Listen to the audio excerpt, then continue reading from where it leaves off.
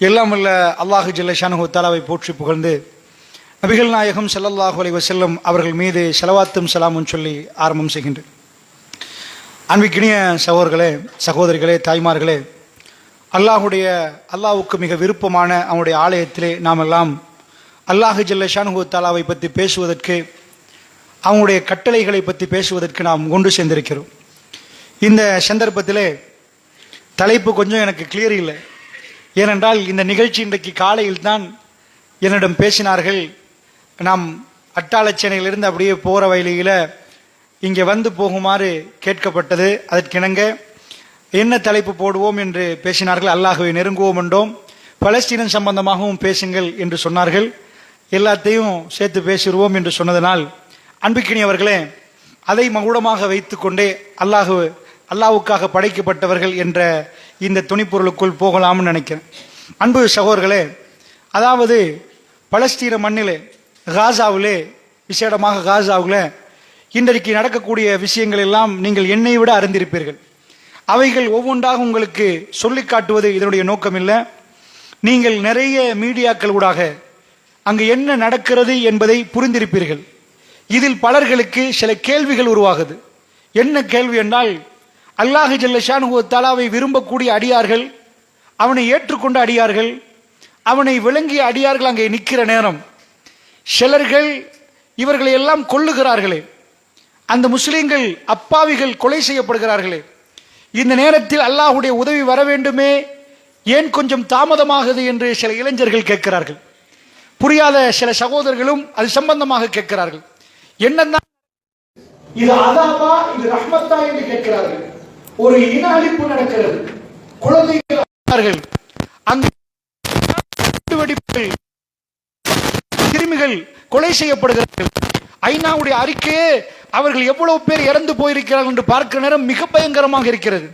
இந்த விடயங்களை எல்லாம் பலர்கள் பார்த்துவிட்டு நம்மிடம் பல வகையில் கேள்வி கேட்கிறார்கள். அதனால் ஒரு மோமினுக்கு, ஒரு முஸ்லிமுக்கு இது சம்பந்தமாக சரியான ஒரு புரிதல் இருக்க வேண்டும். என்ன நடக்கிறது, இது எப்படி நகரும், இதற்கு பிறகு என்ன நடக்க போகிறது, இது சம்பந்தமாக குர்ஆன் ஏதாவது பேசுதா, இப்படியான விஷயங்கள் நடக்கிற நேரம் அதனுடைய முடிவு எப்படி அமையும் என்ற விளக்கங்களை நாம் பெற்றிருக்க வேண்டும். அல்லாஹ்வுடைய நல்லடியார்களே, முதலாவதான ஒரு விஷயம், அல்லாஹ் ஜல்ல ஷானஹு தஆலா ஒரு சுன்னத்தை வைத்திருக்கிறார். அவருடைய சுன்னத்து, அதாவது ரசூல் ஸல்லல்லாஹு அலைஹி வஸல்லமுடைய சுன்னத்தின்னு நாம் படிக்கிற மாதிரி அல்லாஹ்வுடைய சுன்னத்து என்று ஒன்று இருக்கிறது. அந்த சுன்னத்து இந்த மண்ணிலே, அந்த சுன்னத்து அல்லாஹ்வுடைய சுன்னத்துன்னா சாதாரணமாக நம்ம பார்த்துட்டோம்னா, சூரியன் உதிக்கன்னு வைங்க, இத்தனை மணிக்கு உதிக்கணும், அது அல்லாஹ்வுடைய சுன்னத்து. அது அல்லாஹ் ஜல்ல ஷானஹு தஆலா சூரியனை இந்த பக்கத்திலிருந்து உதிக்க வச்சு கிழக்கில இருந்து மேற்கில மறைக்க வைப்பான். அப்ப இது இப்படித்தான் நடக்கும் என்பது அவனுடைய சுன்னத். இதே மாதிரி அல்லாஹ்வுடைய சுன்னத் என்னன்னா, ஒரு மனித குலம் பலகீனப்பட்டுட்டா, அவர்கள் அல்லாஹ்வை நம்பி இருந்தால், அவர்கள் அல்லாஹ் அல்லாஹ்னு சொல்ற நேரம் அவர்களோட ஒரு கூட்டம் போர் செய்யுது. அவர்கள் கடும் பலசாலிகளாக நிற்கிறார்கள்.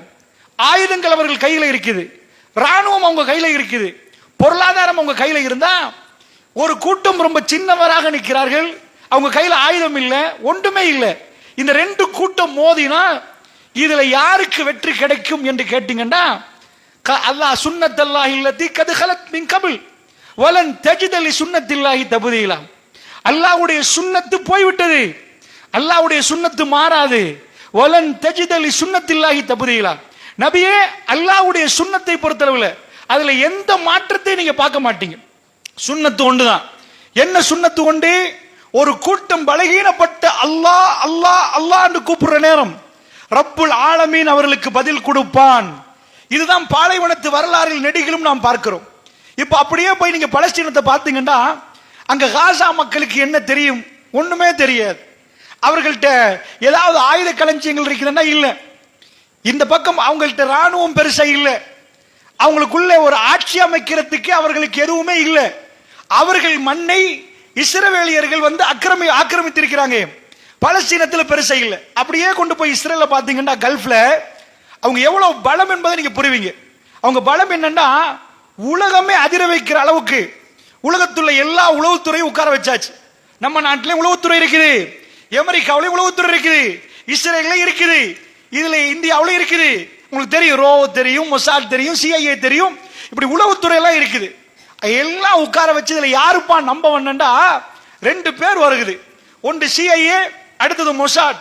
இது ரெண்டுல யாருப்பாண்டா அதிகமானவர்கள் மொசாட் தான் உலகத்தில் ரொம்ப பெரிய உளவுத்துறைன்றாங்க. அப்ப உளவுத்துறையை கொண்டாந்து உட்கார வச்சாச்சு. யார் உலகத்திலேயே ரொம்ப ரொம்ப பெரிய அளவுல தன்னுடைய உளவுத்துறையில சாதனை படைத்தவர்னு கேட்டீங்கன்னா அது மொசாட் தான் அப்படின்றாங்க. சில பேர் சிஐஏன்றாங்க. CIA அமெரிக்காட, Mossad இஸ்ரேல்ல. கல்ஃப்ல ஒரு குட்டி நாடா இருந்துட்டு அவ்வளவு கல்ஃப்ல உள்ள எல்லா அரபு நாடு, எல்லா முஸ்லீம் நாடு, ஷியாக்களை விட்டுருங்களேன், அந்த முஸ்லீம் நாடுகளோட ஒரு காஃபிர் நாடா நின்றுட்டு அவ்வளவு பேரை பயம் காட்டுறான்டா, அவ்வளவு பேர் அமைதியா நிக்கிறாங்கடா, அவனை பகைக்கிறதுக்கு பயப்படுறாங்கடா. அவன் கையில என்ன அளவுக்கு பலம் இருக்குன்னு நீங்க புரிஞ்சு பாருங்க. 1948களுக்கு முன்னாடி அங்க அப்படி ஒரு நாடே இல்லை. இஸ்ரேல் பலஸ்தீன் தான் இருந்துச்சு. ஆக்கிரமிச்சு வந்து அந்த மக்களை தள்ளி காசா ஸ்ட்ரிப், ஒரு ஸ்ட்ரிப் தான் அது, சின்ன பகுதி, அந்த பகுதி வரைக்கும் தள்ளி அந்த அவங்க நாடு அமைச்சதுக்கு பிறகு அவங்களுடைய வளர்ச்சி எப்படி என்றா அயன் டோம்னு கண்டுபிடிச்சாங்க.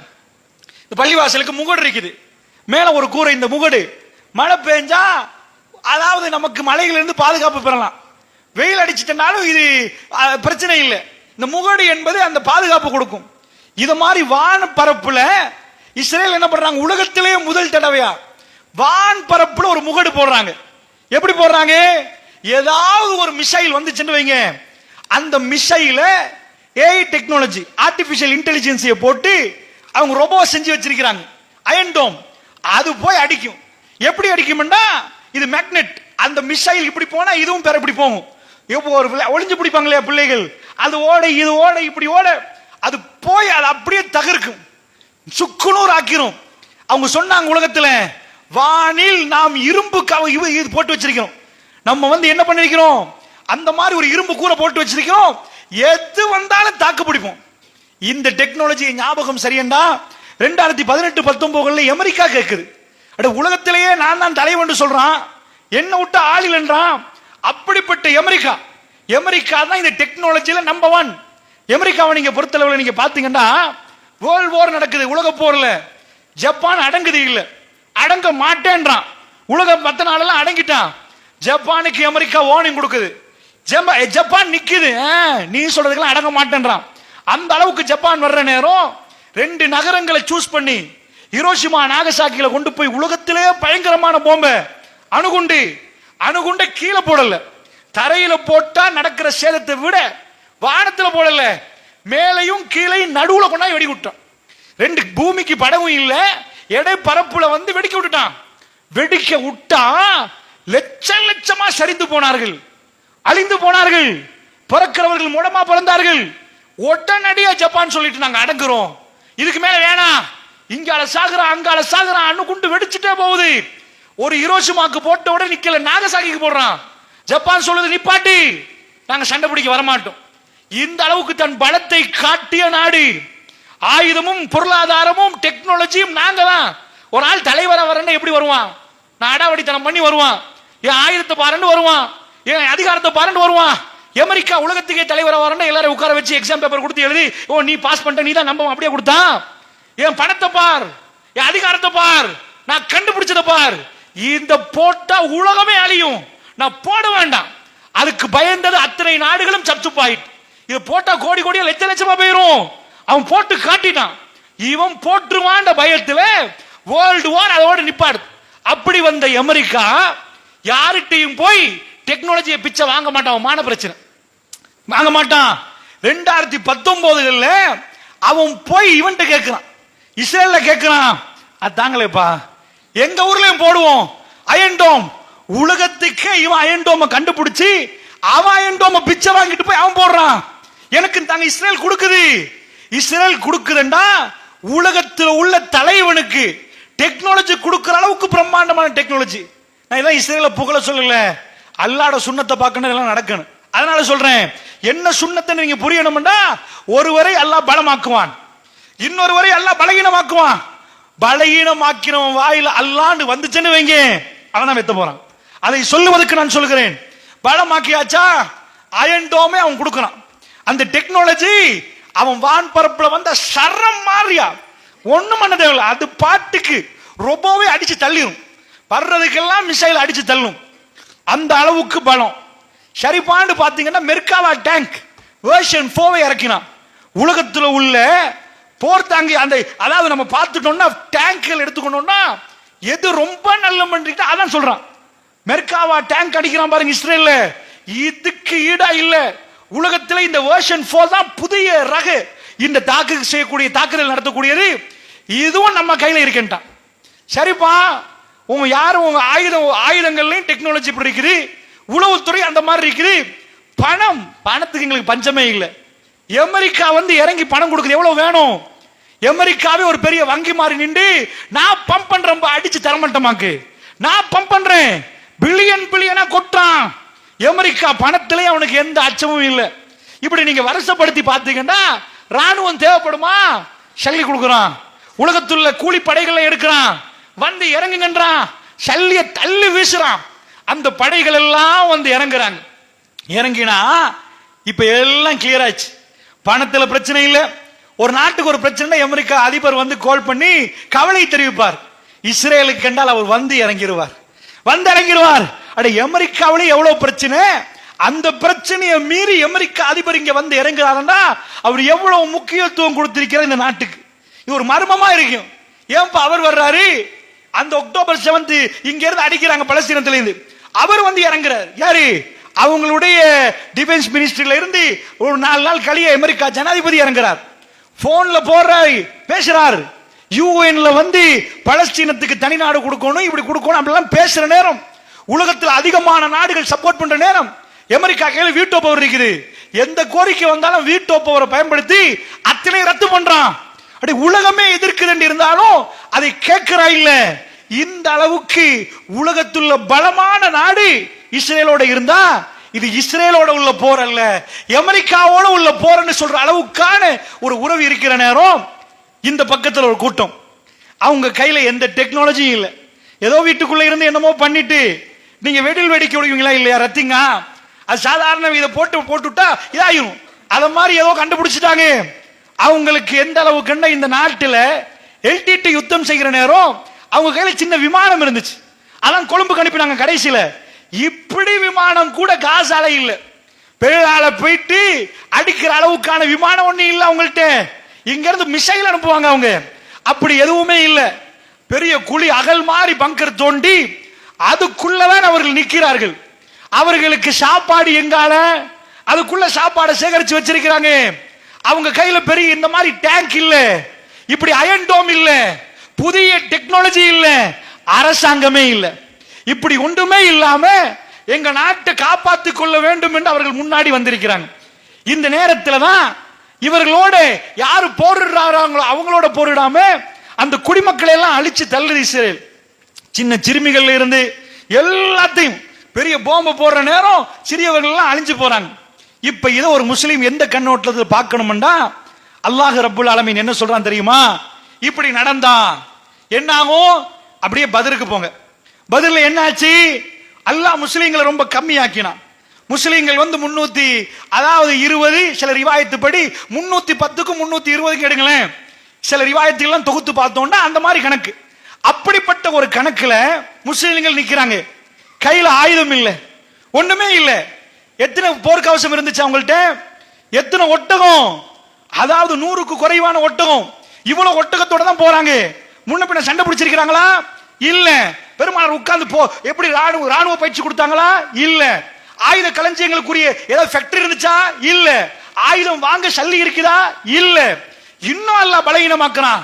ரமலானுடைய 17வது நாள், ரமலான்ல நோம்பு பிடிச்சி பலகீனமாகி இன்னும் கொஞ்சம் வெயிட் குறைஞ்சிருக்கும். அந்த நேரத்தில் அல்லாஹ் அதுக்கு தேர்ந்தெடுக்கிற இரவு ரமலானுடைய 17வது இரவு. அப்ப ரமலான் மாதம் என்று வர நேரம் இன்னும் பலகீனமாயிருவாங்க. அந்த பக்கம் ஒரு நாளைக்கு 10 ஒட்டகம் அறுக்கப்படுகிறது. 1000 பேர் வந்திருக்கிறாங்க. பெண்களும் நடனம் ஆடுவதற்கு இருக்கிறார்கள். ராத்திரி சாப்பிட்டு பெண்கள் நடனத்தை பார்க்கிற அளவுக்கு குதிகள் அந்த மாதிரி இதான் நிக்கிறாங்க. போருக்கு வந்தவர்கள் பெரிய பெரிய படை வீரர்கள் நிக்கிறாங்க. குஃபார் குறைஷிகள்ல வாளால விளையாட்டு காட்டுற மாதிரி வீரர்கள் அந்த பக்கம் நிக்கிறார்கள். அவர்களோடு இந்த படை வந்திருக்குது. அழிச்சு தரமட்டமாக்குவோம் என்று சபதத்தோட வந்திருக்கிறார்கள். பெண்களுக்கு சொல்லிட்டு வர்றாங்க, ஊரை விட்டு விரட்டினோம், இப்ப ஆளே காலியாக்க போறோம்னு வந்திருக்கிறாங்க. அதுல தலைவர்கள் வந்திருக்கிறாங்க, அபூஜகல், உத்துபா, ஷைபா, உமையா எல்லாம் வந்திருக்கிறாங்க. அப்படிப்பட்ட பெரிய பட்டாளம். இவங்க எண்ணி எண்ணி பார்த்தாலும் 300 பேர், 320 பேர். இவர்கள் வந்து பள்ளிவாசல் முதல் வரிசையில் நின்றவர்கள் அப்பாவிகள். இவங்க 2 பேரை மோத விட்டா நீங்க உலகத்தில் உள்ள அறிவியலாளர்கள்ட்ட கையில கொடுத்து இந்த மோதல்ல யாரு வின் பண்ணுவாங்கன்னு கேட்டீங்கன்னா ஒட்டுமொத்த பேர் என்ன சொல்லுவாங்கன்னா, இல்லப்பா இந்த 300 பேர் தோத்துருவாங்க, சும்மாவே நோம்பு பிடிச்ச ஆட்கள், கையில போறக்கு அவசியம் இல்ல, ஒட்டகமே இல்ல, ஒத்தனுக்கு ஒரு ஒட்டகம் இருந்தா கூட பாஞ்சி ஓடலாம், என்னப்பா இது 100க்கு குறைய ஒட்டகம். இந்த மாதிரி டைம்ல ஊருக்கு வெளியே போராடுற நேரம், ஊருக்குள்ளனா பரவாயில்ல, இருக்கிற மத்தாக்களையும் போடலாம், வெளியே போயிட்டீங்க, அதுவும் 5 கிலோமீட்டர் வெளியே ரொம்ப தொலைவில் போயிட்டீங்க, அவர்களும் வர்றாங்க, பொது இடத்துல சந்திக்கிறோம்னா நிச்சயமா அவங்க கை மேலோங்கும். இதைத்தான் சொல்லுவார்கள். என்னாச்சு? அல்லாஹ் ரப்புல் ஆலமீன் மிக தெளிவாக சொல்றான், காட்டுறான். ரசூல் ஸல்லல்லாஹு அலைஹி வஸல்லம் அந்த நைட் தூங்கவே இல்லை, அந்த நைட் தூங்கவே இல்லை. அல்லாஹ்வுடைய தூதர் அல்லாஹ்விடம் நிறைய பேசுறார்கள்.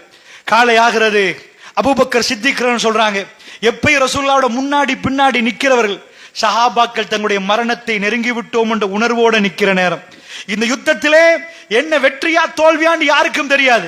போகிற வழியிலே ஸஅத் பின் முஆத் ரலியல்லாஹு அன்ஹு சொல்றாங்க, யா ரசூலல்லாஹ் இந்த இடத்துல நீங்க இருங்க, ஒரு கூடாரம் போட்டு தர்றோம், இந்த ஒட்டகத்தை வச்சிருங்க, அல்லாஹ்வுடைய தூதரை நாங்க போறோம், அவங்களோட ஒரு கை பார்க்கிறோம், நாங்க திரும்பி வந்துட்டோம்னா உங்களை கூட்டிட்டு ஊருக்கு போயிருவோம் யா ரசூலல்லாஹ், திரும்பி வரலண்டா நீங்க போயிருங்க யா ரசூலல்லாஹ், இந்த ஒட்டகத்தில் நீங்க போயிருங்க, நீங்க வராதீங்க யா ரசூலல்லாஹ்.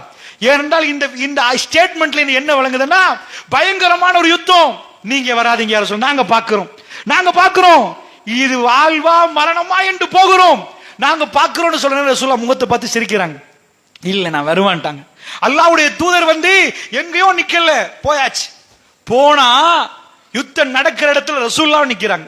அதுல இருந்து ரொம்ப தூரத்துல இல்ல, பத்ரண்டா ஒரு மைதானம் தான். இப்ப போட்டீங்கன்னா தாப்ப கட்டி வச்சிருப்பாங்க, அது மையவாடியாக்கி, அந்த மைதானத்துல முன்னுக்கு இப்ப மாதிரி நிறைய கிலோமீட்டருக்கு அங்க இருந்து மிஷை அடிக்க மாட்டாங்க, நேருக்கு நேர் பேரை சொன்னாங்க கேட்கும், அவங்க பேரை சொன்னா இங்க வருவாங்க, 2 பேர் சண்டை பிடிப்பாங்க, இன்னும் 2 பேர் வருவாங்க, இப்படி வந்துட்டு தான் மோதல் நடக்கும். இங்கால ஒரு ஆளை கொடுக்கறது, அங்கால ஒரு ஆள் வருவாங்க, 2 பேர்ல ஒரு ஆள் சாக காட்டி போரிடுவாங்க, இன்னொரு ஆள் வாங்க, அப்படியே கூட்டம் வந்து மோதும். இப்படித்தான் அது நடக்கும். அடுத்த நாள் காலை பெருமானார் ஸல்லல்லாஹு அலைஹி வஸல்லம் போருக்கு தயாராயிட்டாங்க. இதுக்கு முன்ன பின்ன போர் செஞ்ச அனுபவங்கள் ஒன்றுமே இல்லை. அவங்க ஃபேமிலில யாரும் ஜனாதிபதியா இருந்ததும் இல்லை, படையை கூட்டி போனதும் இல்லை. அல்லாஹ்வோடு அவர்கள் பேசுறார்கள்.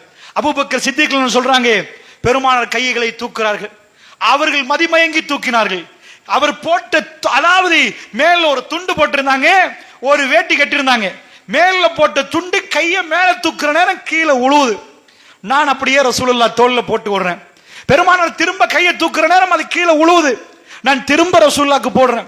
பல வாட்டி இது நடக்குது. அல்லாஹ்வோட பேசிட்டே இருக்கிறாங்க. யாரும் இந்த கூட்டம் அழிந்தால் லா இலாஹா இல்லல்லாஹ் சொல்வதற்கு இந்த உலகத்தில் மீய மாட்டார்கள். யா அல்லாஹ் இவர்களை காப்பாற்றி விடு யா அல்லாஹ், எங்களுக்கு வெற்றியை தந்து விடு யா அல்லாஹ். விடவே இல்லை. அந்த இரவு பெருமானார் தூங்கவே இல்லை. அல்லாஹ்வோடு பேசிக்கொண்டே இருந்த ரசூலுல்லாஹ் காலையிலும் கேட்கிறார்கள்.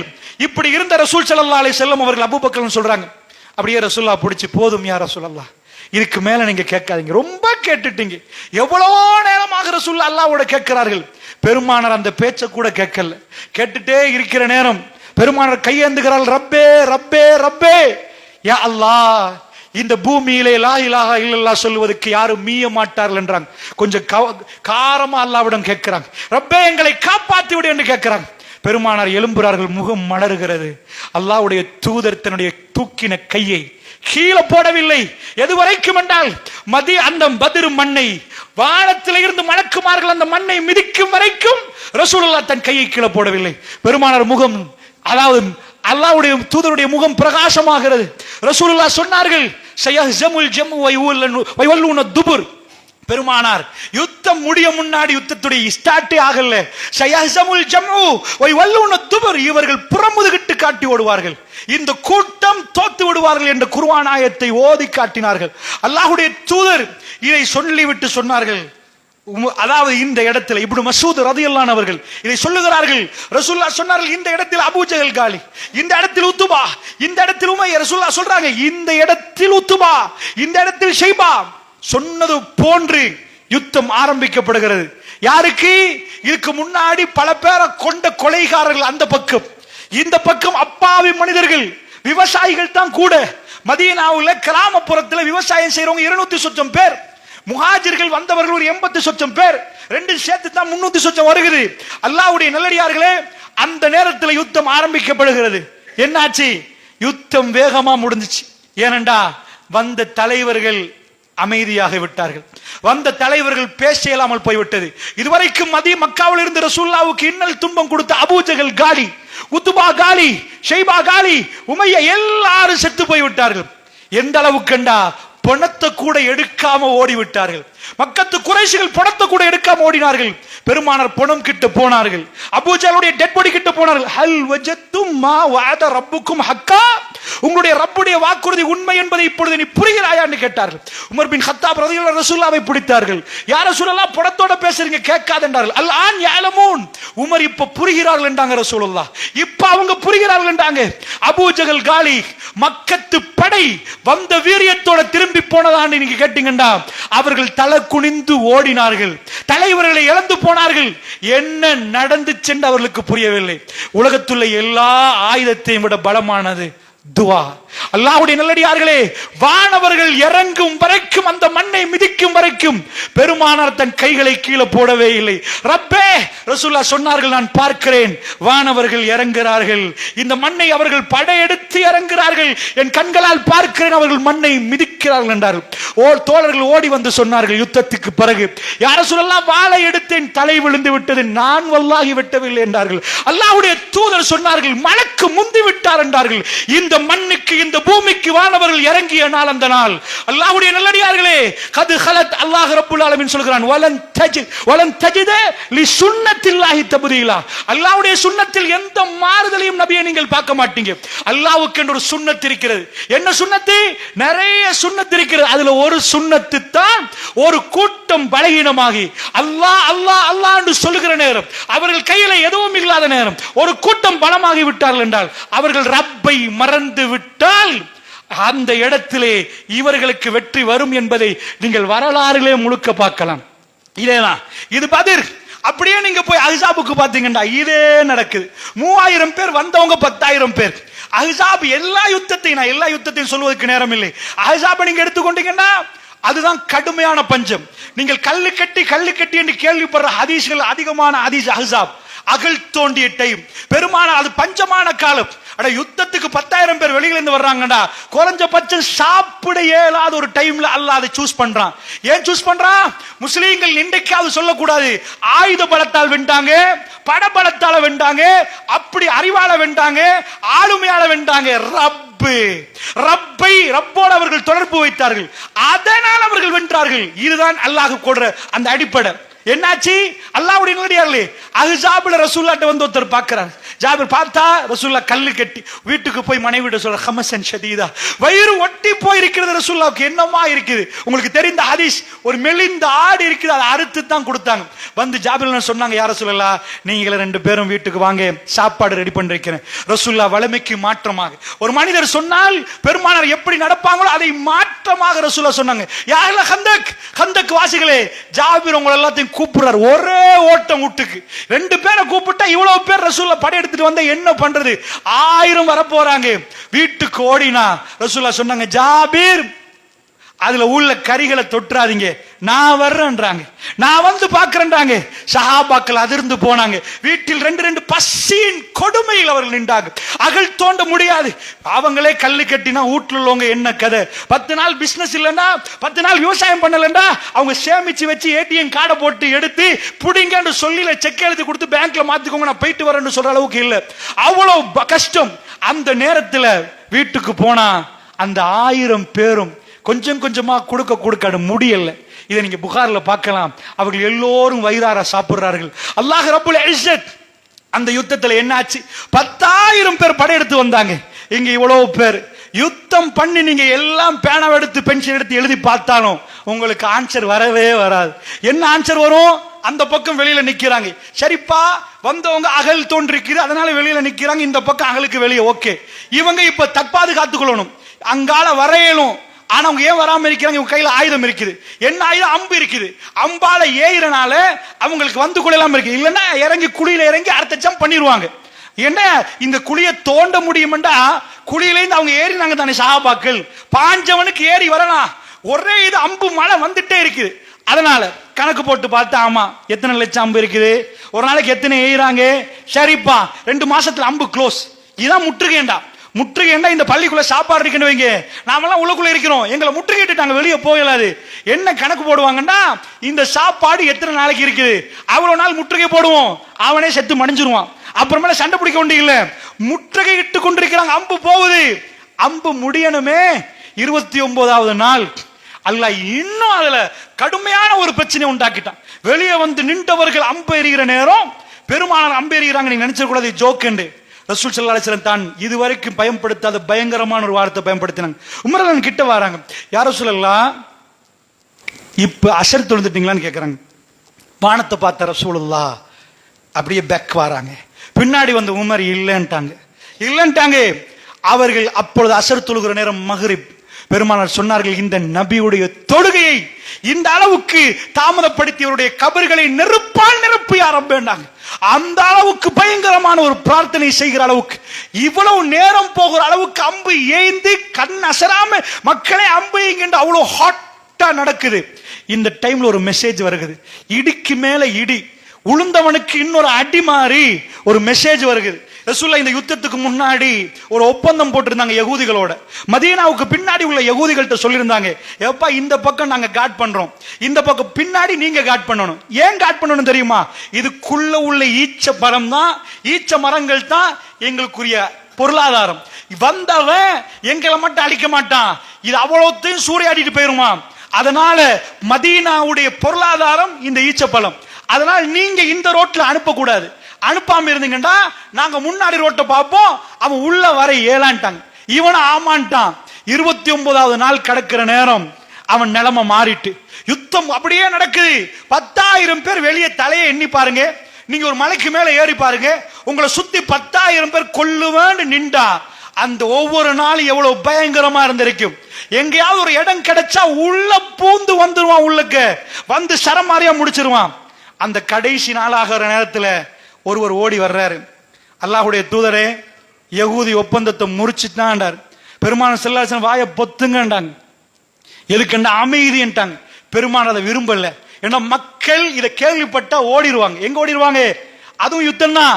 ஏண்டா அந்த யகூதிகளுடைய ஈச்சமர் பனு குறைலாக்கள், அந்த ஈச்சமர தோட்டம் முடிகிற இடத்துலதான் பெண்கள் பிள்ளைகளை அனுமதித்து வச்சிருக்கிறாங்க. ஏன்னா ஊர்ல இந்த பக்கம் யுத்தம்னால நீங்க போய் பின்னாடி அங்க சேஃப்டி வச்சிருக்கிறாங்க. அந்த பகுதிக்கு யகூதிகள், அதாவது அந்த வாசலை திறந்து கொடுத்து நீங்க போங்கண்டா, குறைஷிகள் நுழைஞ்சா ஃபர்ஸ்ட் ரத்த வெள்ளம் பிள்ளைகள் தான். ரத்தத்தால நனைஞ்சிருவாங்க. அந்த தாய்மாரெல்லாம் வெட்டி வீழ்த்திருவாங்க. இதை தெரிஞ்சா இங்க உள்ள ஒரு கூட்டம் அங்க ஓடி போய் அவங்களை காப்பாத்த பார்ப்பாங்க. அதனால ரசூலுல்லாஹ் வேணாம்ட்டாங்க. ஆனா இது உண்மையா பொய்யான்னு தெரிய இன்னொரு ஆள் அனுப்புறாங்க. அவர் போய் பார்த்துட்டு வந்து ரசூலுல்லாஹ் ரகசிய மொழியில சொல்றாரு, அது கரெக்ட் தான் அல்லாஹ்வுடைய தூதரே. அந்த ரோட்டை திறந்துட்டாங்க. டென்ஷன் உச்சக்கட்டம், இதுக்கு மேல இல்ல. நான் ஏன் இதை உங்களுக்கு சொல்றேன் தெரியுமா? அல்லாஹ்வுடைய சுன்னத்தை நாம ஒழுங்க பார்க்கணும் பெரியவர்களே. இவ்வளவு பிள்ளைகள் மௌத்தாகுதே, ரப்புல் ஆலமீனுடைய உதவி வேணுமே. ஆமா, அது அவ்வளவு லேசா வராது இந்த பூமிக்கு. அல்லாஹ்வுடைய உதவி வருவதற்கு நாம் நிறைய அர்ப்பணிக்க வேண்டியிருக்கிறது. ரப்புடைய உதவி வந்தால் இந்த உலகத்தில் யாரும் அந்த கூட்டத்தை மிகிக்க முடியாது. அல்லாஹ் உங்களுக்கு உதவி செய்து விட்டால் உங்களை மிகைப்பவர்கள் யாரும் இல்லைன்ட்டான். என்னாச்சு? அவர்கள் உள்ள நுழையிறாங்க, ரெடி அட்டெம்ப்ட் எடுக்கிறாங்க முடியறது. அல்லாஹ் ரப்புல் ஆலமீன் அத்தனை கேமை மாத்துறான். தொண்ட குழி அளவுக்கு வந்துட்டு பிரச்சனை. சஹாபாக்களுக்கு இது கேள்விப்பட்ட உடனே சஹாபாக்கள் முகம் எப்படி இருக்கேண்டா, அதை பின்னாடி யாரெல்லாம் வார் செஞ்சாங்களோ நீங்க பாருங்கண்டா, அப்ப கண்ணாடியை கொண்டு போய் கொடுத்தா ஓகே. இந்த காலம்டா வீடியோ பண்ணி காட்டலாம். அல்லாஹ் மேல இருந்து வகை அறிவிக்கிறான் நபிக்கு யுத்தம் முடிஞ்ச பிறகு. இவங்களுக்கு இது கேள்விப்பட்ட உடனே எப்படி இருந்துச்சு தெரியுமா? இஸாகத்தில் அப்சார், அவங்க பார்வைகள் நிலை குத்தி, வாட் என்ன அல்லாஹ்வுடைய தூதர் இங்க நிக்க, நாங்க சண்டை பிடிக்க, பின்னாடி அவங்க வர்றாங்களா? இஸாகத்தில் அப்சார், அவங்க கண்கள் புதங்கி விட்டது, அப்படியே பார்த்த இடத்துல பார்த்திருந்தாங்க. வபலகத்தில் குலூபுல் ஹனாஜிர், அவங்க கல்புகள் தொண்டக்குழிய அடைச்சிச்சு, அவங்களால பேச முடியாம போச்சு. வத்தலுன்னூன பில்லாஹி லுன்ன, அல்லாஹ்வை பத்தி நினைக்க ஆரம்பிச்சிட்டாங்க. யா ரப், என்ன நடக்குறீங்க? அப்படி வரப்போக்கல அல்லாஹ் ஒரே அடியா மாத்தினா. யா அய்யுஹல்லதீன ஆமனு, ஏ விசுவாசிகளே என்று அல்லாஹ் சொல்றான். யா அஸ்ஹாபுன் நபி என்று சொல்லல, நபியுடைய தோழர்களே, இது ஒட்டுமொத்த மூமின்களுக்கு அல்லாஹ் சொல்றது. யா அய்யுஹல்லதீன ஆமனு உதுகுரு நிஅமத்தல்லாஹி அலைக்கும், அல்லாஹ்வுடைய நிஅமத்தை கொஞ்சம் நினைச்சு பாருங்க. இஸ்ஜாத்கும் ஜுனூத், ஒரு கூட்டம் உங்கள்ட்ட வர நேரம், ஃபஅர்சல்னா அலைஹிம் ரீஹன் வஜுனூதன் லம் தரவுஹா, ஒரு காத்து அனுப்பினோம், நீங்க பார்க்காத ஒரு படை அனுப்பினோம். முடிச்சிட்டான். சூரா அஹ்ஸாப்ல போய் பாருங்க, இவ்வளவுதான் வரும். இதுக்கு மேல யுத்தத்தை முடிச்சதை பத்தி பக்கமா இல்லவே இல்ல. அல்லாஹ் என்ன சொன்னான்? ஃபஅர்சல்னா அலைஹிம் ரீஹன், ஒரு காத்து அனுப்பினோம், அவங்க பக்கத்துல ஒரு காத்து.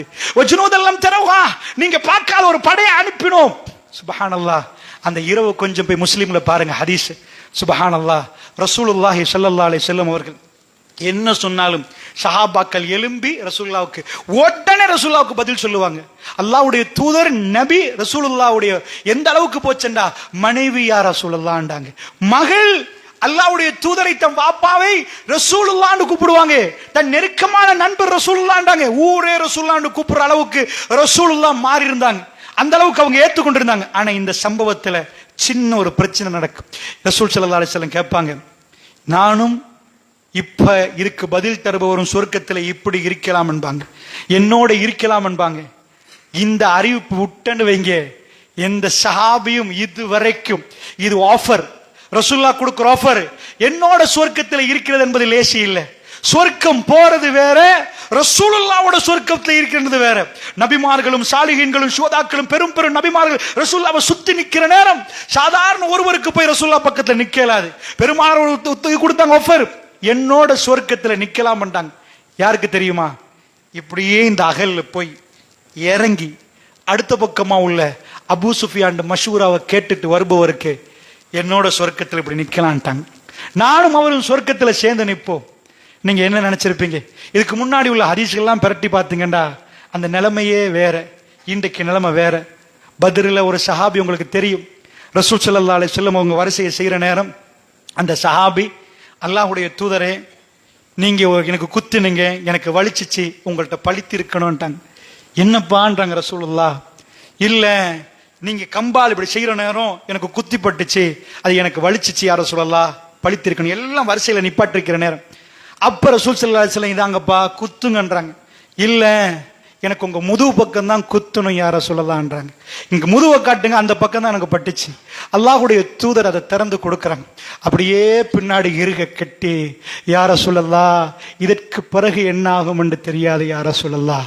அது அவர் கடைசி நாளா நினைச்சிட்டாரு. நானும் நீங்களும் சந்திக்கிற நாள் அல்லாஹ்வுடைய தூதரை உங்களை மோந்து கொள்ளணும், உங்களை கட்டி பிடிக்கணும் என்பதற்கு செய்தேன் யார சொல்லலான்றார். அல்லாஹ்வுடைய நல்லடியார்களே, பதிலில் உட்கார்ந்தவர்கள் விளையாடுறதுக்கு உட்காரல, இதனோடு எங்க வாழ்க்கை முடிஞ்சிரும், இன்றைக்கு என்ன ஆகுமோ தெரியாது என்ற உணர்வோடு நின்றார்களே. இப்படித்தான் அந்த நேரத்திலே, அவ்வளவு பயங்கரமான நேரத்தில் அவர்கள் முன்னாடி வந்து நின்றார்கள். முன்ன பின்ன யுத்தம் செய்யாதவர்கள் தன் ரூஹ் உசிரை கொடுக்க நின்றார்கள், பெருமானாரை பாதுகாக்க நின்றார்கள். இப்படி நிக்கிறவங்க அஹ்ஸாபண்டா இதுக்கெல்லாம் பல வருடங்கள் தாண்டி. இப்ப ரசூலுல்லாஹ் அந்த மாதிரி வேலை சொல்லல, போய் கேட்டுட்டு வாங்க. ஆனால் அந்த ஹதீஸை பரட்டி பார்த்தீங்கன்னா ஒருவர் எலும்பல்ல. ரசூலுல்லாஹ் 2ஆம் முறை சொல்றாங்க, யாரும் எலும்பல்ல. 3ஆம் முறை சொல்லிட்டு ரசூலுல்லாஹ் சொல்றாங்க, கும்யா உதைஃபா, உதைஃபா எலும்புங்கன்றாங்க. அவர் சொல்றார், வல்லாஹி அல்லாஹ்வுடைய தூதர் என் பேரை சொல்லாவிட்டால் நான் எலும்பிருக்க மாட்டேன் என்றார். எலும்பி ரசூலுல்லாஹ் பக்கம் போனாங்க. பயத்திலையான்னு கேட்டீங்கன்னா ஹுதைஃபத்துல் யமான் விவரிக்கிறார், அன்றைக்கு ஒரு வகையான ஒரு காத்து வீசுச்சு. அந்த காத்து எப்படி என்றால், நாம் அப்படி நடுங்கி நிற்கிறோம். எழும்போது எங்களுக்கு நினைச்சும் பார்க்கலாது, நடக்கிறத நினைச்சும் பார்க்கலாது. அப்படிப்பட்ட பலத்த ஒரு காத்து, கடும் கூதல். அந்த யாருக்கு எழுப்ப முடியாம தான் அங்க நிக்கிறோம். ரசூலுல்லாஹ் என் பேரை சொன்னாங்க, நான் எழுந்தேன். வல்லாஹி அப்படியே ஒரு சூடு என்னை தொட்டு கொண்டது. நான் பெருமானிடம் போய் அங்க போனேன். அங்க போய், ஏன்னா இது வரைக்கும் யுத்தம் முடியுது, ரசூலுல்லாஹ் உத்தியோகபூர்வமா அறிவிக்க தான் செய்யறாங்க. யுத்தம் முடிச்சு, ஏன் முடிஞ்சண்டா, அவர் போய் அபூ சுஃபியான் படைக்கிட்ட போறார். அங்க கடுமையான நெருப்பு மூட்டப்பட்டு எல்லோரும் அப்படி நிக்கிறாங்க, காத்து வீசுது. அவங்க முடிவு எடுத்துட்டாங்க, நாங்க காலியாக்கிட்டு போயிருவோம். அவர் திரும்ப வர்றார். வந்து விட்டு, யார சொல்லலாம், அல்லாஹ்வுடைய தூதரே, அபூ சுஃபியான் போக தீர்மானிச்சிட்டார். என்ன காத்து அவங்களுக்கு தோல்வி என்று அல்லாஹ் சொல்லிட்டான். அந்த காத்து அடிச்சு அவங்கள முடிச்சிருவான்றான். அவங்க பொட்டி படுக்க எடுத்துட்டு ஒரே ஓட்டம், இதுக்கு மேல தாக்கு பிடிக்கலாண்டு அஹ்ஸாபுல தோத்தவர்கள் சொல்ல எழும்பி சொன்னாங்க, குறைஷிகள் நம்பிக்கை இழந்து விட்டார்கள், இதற்கு பிறகு அவர்கள் எங்கள் மீது வரமாட்டார்கள், நாங்கள் தான் அவர்கள் மீது படையெடுக்க போறோம் என்றாங்க ரசூல் ஸல்லல்லாஹு அலைஹி வஸல்லம். அல்லாஹ்வுடைய நல்லடியார்களே, இந்த வரலாறு எல்லாம் ஆச்சரியமான வரலாறு. இது வாளால் வென்ற வரலாறு அல்ல, ஈமானால் வென்ற வரலாறு. அல்லாஹ்வுடைய நல்லடியார்களே, இதுதான் அங்க நடக்குது. உதைஃபத்துல் யமான் அல்லாஹ் தேர்ந்தெடுத்தது ரசூலுல்லாஹ்வுடைய வாயினால. இது இப்படி அஹ்ஸாபுல கடுமையாக மக்கள் இப்படி நிக்கிற நேரம் அல்லாஹ் ஒரு சின்ன காத்து அனுப்பி கதையை முடிச்சிட்டான். வஜ்னுதல்லம் தரவா, நீங்க பார்க்காத மலக்குமார்கள் அங்க இறங்கினாங்க. இதுதான் அப்படி என்றா, இதுக்கு அங்கால நீங்க போனீங்கன்னா தபூக் எந்த யுத்தத்தை நீங்க போய் கேளுங்க, ஒரு யுத்தத்தை கூட எனக்கு காட்டுங்க ஏழுமண்டா. முஸ்லிம்கள் பலத்த சோதனைக்குள்ளாக்கப்பட்டாங்க. தபூக் எப்படி, கடுமையான வெயில், போக முடியாத கஷ்டமான ஒரு காலம், ஈச்சப்பழம் வர்ற டைம், அது அந்த மாதிரி பழுக்கணும்னா அப்படி வெயில் அடிக்கணும். அந்த டைம்ல அரபுகள் ஈச்ச மரத்துக்கு அடியில் உட்கார்ந்து வீசுற காத்துல குளிர் காய்ந்து கொண்டு, அது அவங்களுக்கு ரொம்ப விருப்பம், ஏசி மாதிரி இருக்கும். வெளியில போனா மண்டை வெடிக்கும். தபூக்கு கல்லா தேர்ந்தெடுத்தது அப்படி. போற வழியில தண்ணியே இல்ல, கடுமையான வறட்சி. முஸ்லிம் படை முதல் தடவை 20,000 பேர் ஒன்று சேர்க்கப்படுறாங்க. 20,000 பேர். போறதுக்கு வாகனம் உண்டான்னு கேட்டா வாகனம் எல்லாம் ஃபில். உங்களுக்கு தெரியும், நீங்க படிச்சிருப்பீங்க, ஒரு கூட்டம் வந்து அழுகிறார்கள், யார சொல்ல எங்களை கூட்டி போக மாட்டீங்களா, என்ன ஷாப்பிங்கா போறோம், ட்ரிப்பா கூட்டி, ஏண்டா வாகனம் இல்ல, அவங்க அழுதுட்டு போறாங்க. அல்லாஹ்வுடைய தூதரே, உங்களோட வருவதற்கு நாங்கள் விரும்புகிறோம், எதுவுமே இல்லை, அவங்கள்ட்ட வசதி வாய்ப்பும் இல்லை, ரசூலுல்லாஹ் கொடுக்க ஒன்றுமே இல்லை. அல்லாஹ்வுடைய 20,000 படை போகிற வழியை நீங்கள் பிரட்டி பாருங்கள், இதை சொல்வதற்கு நேரம் இல்லை. இப்படி எல்லா யுத்தங்களும் அதிபயங்கரமாக வறுமையோட தான் நின்றுச்சு.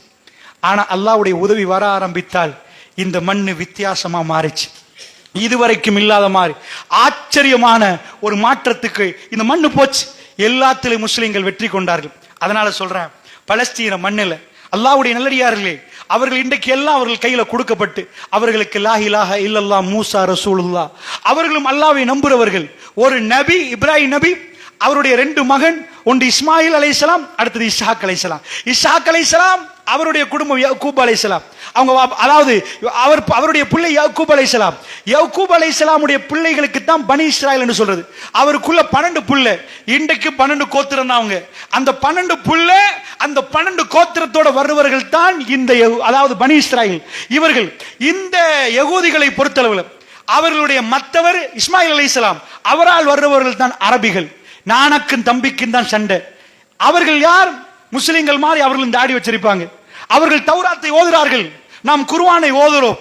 மஸ்ஜிதுல் அக்ஸா எங்களுக்கு புனிதம் என்கிறோம், அவர்களும் புனிதம் என்கிறார்கள். அல்லாஹ்வுடைய நல்லடியார்களே, அவர்களுக்கு ஆனால் ஒரு விதத்தில் அல்லாஹ் சில விஷயங்களை கொடுத்திருக்கிறார். வேர்ல்டு பிசினஸ் அவங்க கையில் இருக்குது. வேர்ல்டு பிசினஸ், அமெரிக்காவை ஆட்டி படைக்கிற பிசினஸ் அவங்க கையில் இருக்குது. ஏனென்று சொன்னால் அது தனியா பேசணும், அந்த அளவுக்கு பவர்ஃபுல்லான ஒரு கூட்டம். அமெரிக்காவில் அவர்கள் இருப்பது 75 லட்சம். முஸ்லிம்களும் அவர்களும் யகூதிகளும் சேம், அந்த மாதிரியான அளவு தான் இருக்கிறாங்க. முழு உலகத்திலே 1.5 கோடி தான். முழு உலகத்திலே 1.5 கோடி தான் நிற்கிறான். அமெரிக்காவுடைய WTC வேர்ல்ட் ட்ரேட் சென்டருக்கு விமான தாக்குதல் நடக்குது. அது யாரு நடத்தினா என்பது இன்றைக்கும் கேள்வி. ஏனென்றால் அதனுடைய நிறைய ஃபுட்டேஜ் வெளியாக்கினாங்க. அதுல இது வந்து பெரிய இந்த தாக்குதல்ல வந்து சந்தேகம் இருக்குன்னு யூடியூப்ல நிறைய போட்டாங்க. அதெல்லாம் நீங்க பாத்தீங்கன்னா உங்களுக்கு புரியும். அதுல ஒன்றை சொல்றேன், அதுல அன்றைக்கு யகூதிகள் யாருமே வேலைக்கு வரல. அது யகூதியில பில்டிங் ஆல்ரெடி அன்றைக்கு யகூதிகளுக்கு வேலைக்கு வர வேணாம் என்று அறிவிக்கப்பட்டிருந்துச்சு. சோ இது யார்ட திட்டம், யார்ட சதி தெரியாது. ஆனால் அதில் நிறைய விஷயங்களை ஆய்வாளர்கள் கொண்டு வந்து வைக்கிறார்கள். அது ஒரு புறம் இருந்தாலும் கூட வேர்ல்ட் ட்ரேட் சென்டர் அதுவே அவங்களுக்கு சொந்தம் என்றான். அந்த அளவுக்கு 110 மாடி, எவ்வளவோ சொத்து, வேர்ல்ட்ல உள்ள நிறைய பிராண்ட் நேம்ல உள்ள பொருளாதாரம் அவங்களோட பிசினஸ் அவங்க கையில. அப்படி இருக்கிற நேரம் ஒரு சின்ன கூட்டம் காசாவில் அவங்களோட போராட போறாங்கண்டா, இது 2 நாள்ல பிடிச்சி சும்மா அடிச்சு காலால மிதிக்கலாம். அப்படிப்பட்ட ஒரு சின்ன கூட்டம் அமெரிக்கா பக்கத்தில் நிக்குது. இன்னும் போர் முடியலண்டா, நன்றாக புரிந்து கொள்ளுங்கள். இந்த பக்கத்தில் அவங்க அல்லாஹ் என்கிறாங்க, ரப்பே என்று கூப்பிடுறாங்க. எங்களை கைவிட்டுறாதையா அல்லான்றாங்க, ரஹ்மானே என்றாங்க. சின்ன சின்ன குழந்தைகள் உயிர் போகுது, ரஹ்மானே நாங்க ஓட மாட்டோம் என்கிறாங்க.